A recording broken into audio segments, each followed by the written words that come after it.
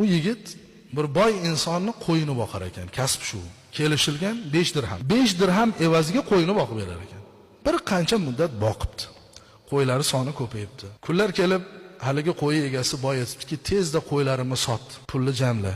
Men shaharga tushishim kerak, boshqa bir ish qilaman. Haligi podachi qo'ylarni sotib, yaxshi pulga sotib, egasiga topshiribdi. Mana shuncha qo'ydi, shunchaga sotdim, mana puli desa, haligi boy inson haligi to'plangan puldan bir bo'lagini, mana bu senga rahmat, baraka top, taqvoli yigit ekansan, halol kasbli inson ekansan.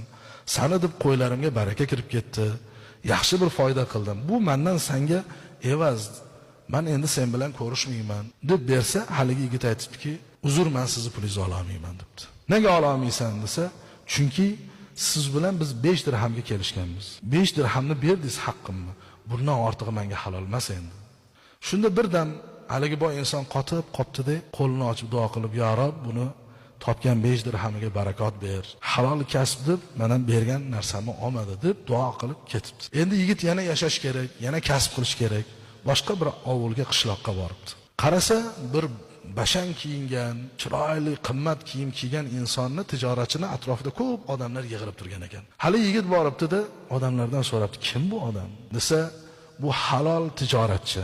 İnsanlar bilan sherikchilikka ish qiladi. İnsanlardan pul oladi, borib tijorat qilib, insonlarga aytgan narsasini olib kelib beradi. Hamma ishonadi. Shunaqa bir solih inson deb tavsiflashibdi. Hali yigit bir pas o'ylab turib, hamma ketgandan keyin boyi oldiga borib, aytibdiki tijoratchiga, "Mani 5 dirham pulim bor. Arzimagan pul endi 5 dirham. Shu 5 dirhamim iltimos, sheriklik deb qabul qiling deb, mana shu pulimni evaziga tijorat qiling, foydasiga menga bir manfaatli narsa olib kelib bering." Endi u odam 5 dirham u uchun hech narsa emas. Lekin qarasa yuzidan pok, halol, Xudodan qo'rqadigan bir yigit ekan. Xo'p debdi-da, haligini 5 dirham pulini oldi. Tijorat bilan safarga chiqib, tijorat qilibdi. İnsonlardan olgan sherikchilik pullariga ular so'ragan narsalarni olibdi. Qarasa kissasida hali yigiti 5 dirham puli qolgan endi. Shu bilan yo'lda ketayotsa, bir semiz kaklikni ushab turgan bir odam sotaman deb turgan ekan. Keyin endi shu quruq bo'lmasin, shunga shu kaklikni olib borib beraman.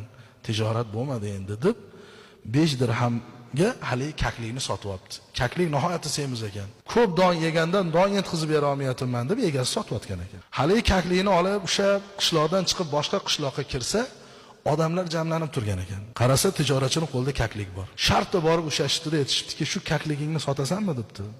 "Nima qilasizlar bu kaklikni?" desa, "Bizda nihoyatda sichqon ko'payib ketdi.